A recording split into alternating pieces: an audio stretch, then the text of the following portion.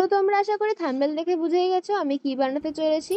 তো এখানে তাই জন্য কিন্তু আমি নিয়ে নিয়েছি একটা বড় সাইজের তাল। সেটা বোটাটা কিন্তু আমাদের এখানে একটু ভালো করে ছুলে নিতে হবে।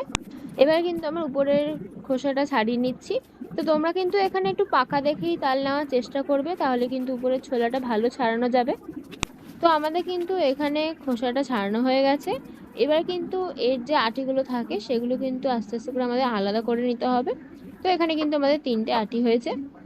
তো এবার এগুলোকে একটা গামলার মধ্যে নিয়ে নিয়েছি আর একটু হাতের সাহায্যে কিন্তু চটকে নিচ্ছি যাতে এটা একটু নরম হয়ে যায়। তো এখানে কিন্তু আমি একটু সামান্য জল ইউজ করেছি এটাকে নরম করার জন্য। এখানে আমি কিন্তু জলের সাহায্যে ভালো করে একটু তালটাকে নরম করে দেবো। নরম করা হয়ে গেলে এবার কিন্তু আমরা একটা ফুটো থালার সাহায্যে তালের কাঠগুলোকে বার করে নেব। আমি কিন্তু এখানে ফুটো থালা নিয়েছি, তোমরা চাইলে এখানে কিন্তু ফুটো ফুটো যে গামলাগুলো হয় সেগুলোকে ইউজ করতে পারো। তো এভাবেই কিন্তু আমি তালের কাঠগুলোকে বার করে নেব এক এক করে। তো এখানে দেখতেই পাচ্ছ আমাদের তালের কাঠগুলো কিন্তু বার করা হয়ে গেছে। এবার আমরা এর মধ্যে দিয়ে দিয়েছি বড় সাইজের 2টো কলা, এরকম 1 বাটি চিনি আর 1 বাটি বাতাসা। তোমরা কিন্তু এখানে তোমাদের মিষ্টির পরিমাণটা বুঝে চিনি বাতাসা ইউজ করবে।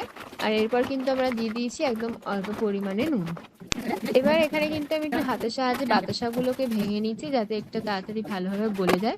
তো যাতে বাতাসাটা ভালোভাবে গলে যায় তাই জন্য কিন্তু এখানে 5 মিনিট আমি ঢাকা দিয়ে রেখে দিয়েছিলাম। তো 5 মিনিট পর ঢাকনাটা তুলে নিয়ে এর মধ্যে কিন্তু আমরা দিয়ে দিচ্ছি এরকম 1 বাটি সুজি। ওই সেম বাটি মেপেই কিন্তু আমি এখানে দিয়ে দিয়েছি 2 বাটি মতো ময়দা। যেহেতু এখানে 1 বাটি সুজি দিয়েছি তার জন্য কিন্তু আমি এখানে 2 বাটি ময়দা ইউজ করেছি। এখানে কিন্তু সবকটা উপকরণ আমরা এবার ভালো করে মেখে নেব। তোমরা চাইলে এখানে কিন্তু মৌরি বা নারকেল কোড়াও দিতে পারো, তাহলে কিন্তু স্বাদটা আরো ভালো হয়। তো আমাদের এই ব্যাটারটা একটু ঘন লাগছিল তাই কিন্তু আমরা এর মধ্যে দিয়ে দিয়েছি অল্প পরিমাণে জল যাতে একটু ব্যাটারটা পাতলা হয়। তো এখানে কিন্তু আমি মোটামুটি 30 মিনিট মতো ঢাকা দিয়ে রেখে দিয়েছিলাম। এবার কিন্তু ভালোভাবে হাতের সাহায্যে ফেটিয়ে নেব।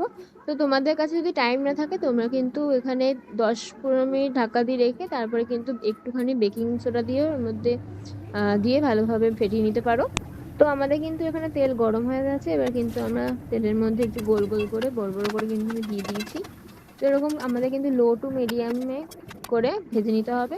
তো তোমরা দেখতেই পেলে কতটা সুন্দর এখানে কিন্তু ফুলেছে। আর এটা কিন্তু একটু লাল লাল করেই ভেজে নিচ্ছি। এখানে কিন্তু আমাদের তালের বড়াগুলো সব ভাজা হয়ে গেছে। তো দেখে নিশ্চয়ই তোমরা বুঝতেই পারছো বড়াগুলো কত ফুলকো ফুলকো হয়েছে আর কতটা নরম হয়েছে। যেহেতু এখানে আমরা কলা ইউজ করেছি তাই জন্য কিন্তু বড়াটা এরকম নরম হয়েছে। তো চলো আজকের মতো এখানেই টাটা।